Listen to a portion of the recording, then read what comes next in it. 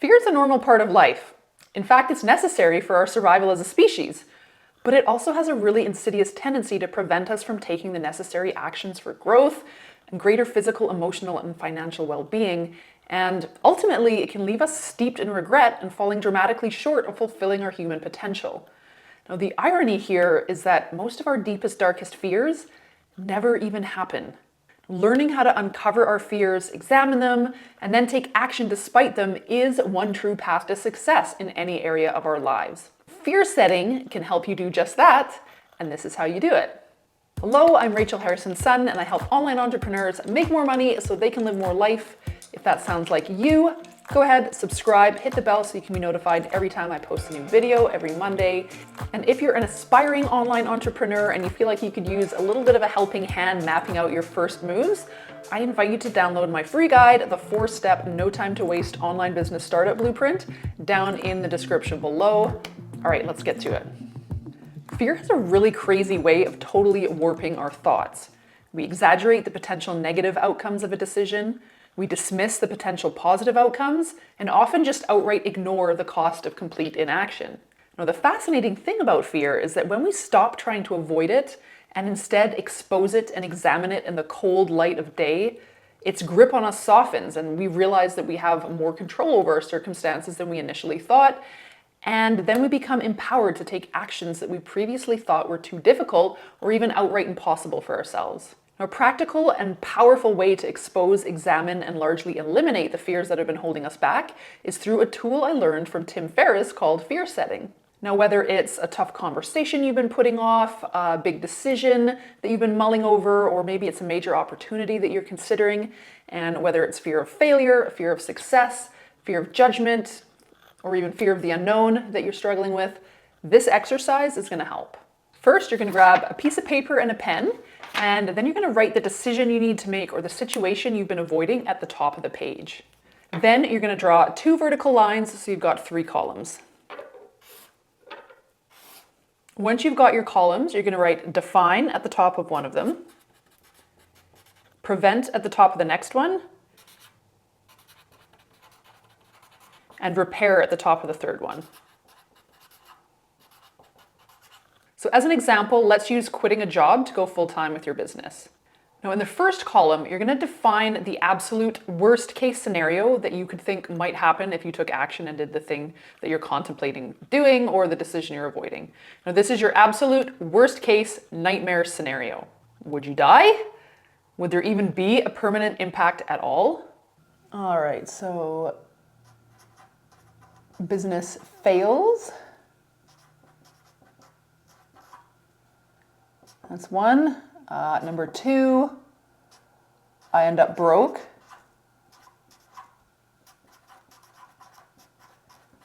And maybe 3, everyone thinks I'm a failure.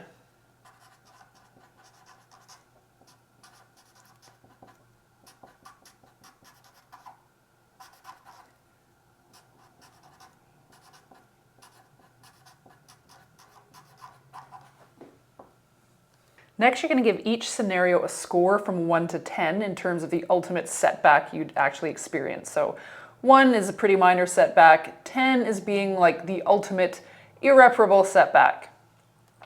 So business fails, maybe that's, 5 out of 10.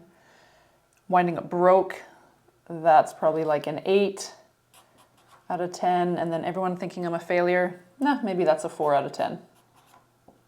Now next, in column 2, you're going to list all the ways that you could reduce the likelihood of your worst case scenario from actually happening. So for number 1, business failing, I could take a course. I could maybe hire a coach. Or I could just ask for advice from a mentor or someone who's, done the thing that I want to do before me.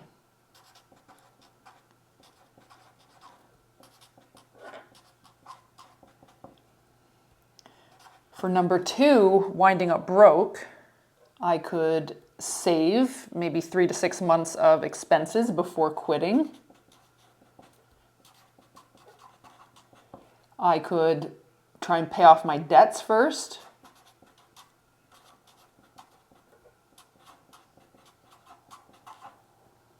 I could really closely monitor my cash flow so I always know what's coming in and coming out and there aren't going to be any surprises. And then for 3, everyone thinking I'm a failure. I don't know if you could prevent that per se, but maybe I could explain why starting my business is important to me and then ask for the support of my family and friends.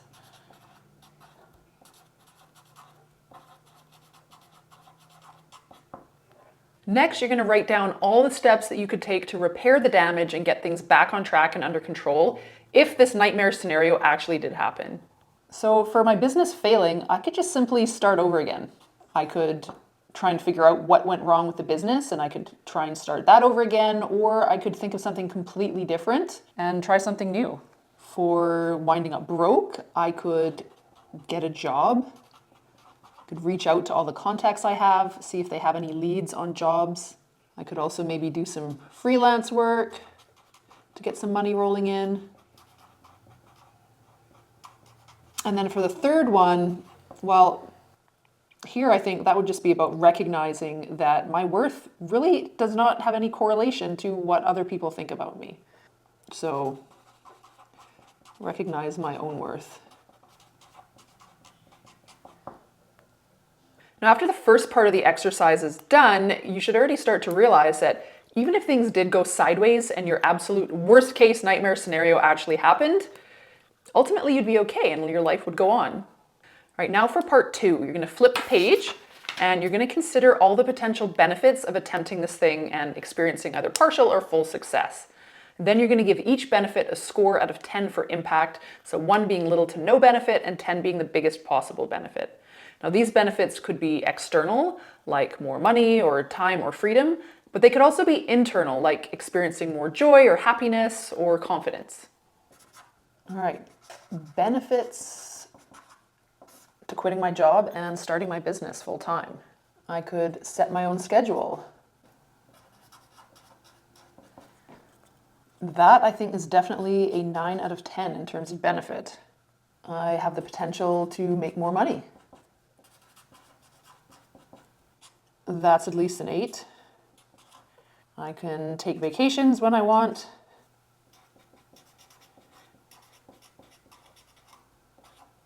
That's got to be a 9 out of 10 for me.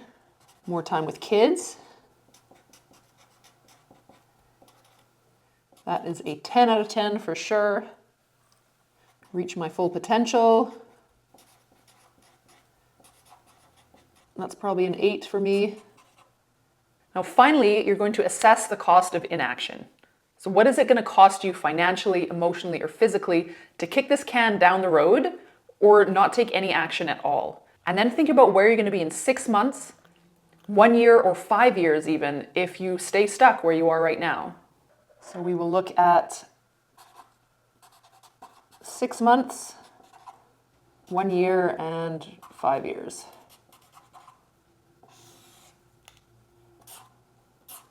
So if I did not take this action in 6 months, I would be stuck in my job still. And I would be stuck in a job that I don't love, working for someone else. In 1 year, it would still be the same. I'd be status quo. I'd be wishing I would have went for it earlier. And then in 5 years, I would be wondering where I would be now if I did take that leap. So I'd basically be just sitting there wondering what if. I'd also be 5 years older with probably nothing to show for it, and I'd be really disappointed in myself.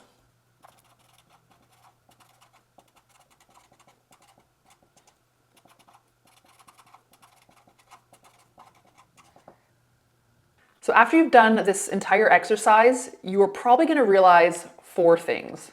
Number 1, the likelihood of the worst case scenario happening is much less than you thought. Number 2, there are concrete actions you can take to prevent the worst case scenario from ever happening in the first place. 3, even if your nightmare scenario actually happens, you already know how to regain control of the situation and get yourself back on track. And 4, the benefits of taking action, even if you fail and even if your nightmare worst case scenario actually comes true, almost always outweigh the costs of inaction. Now, having these realizations drains the power from your fears. And even though the fear might not completely dissipate, taking action is suddenly going to become a lot easier than it was before. Now, I didn't realize it at the time, but I've actually been doing a mental version of this exercise for a while now, and it's really helped me in times where I've been really scared to do something and needed a little bit of an internal nudge to get it done. So when I was about to launch my course, Low Content Profits Academy, for the first time, I was absolutely petrified of delivering a live webinar, and I had about 400 attendees registered for my very first one. Now, I sometimes experience social anxiety. I've also had panic attacks in the past, and I was completely terrified that I was going to have a panic attack during my webinar. Like, I was actually laying in bed a couple nights before I was scheduled to do that first one, sobbing. That's how scared I was.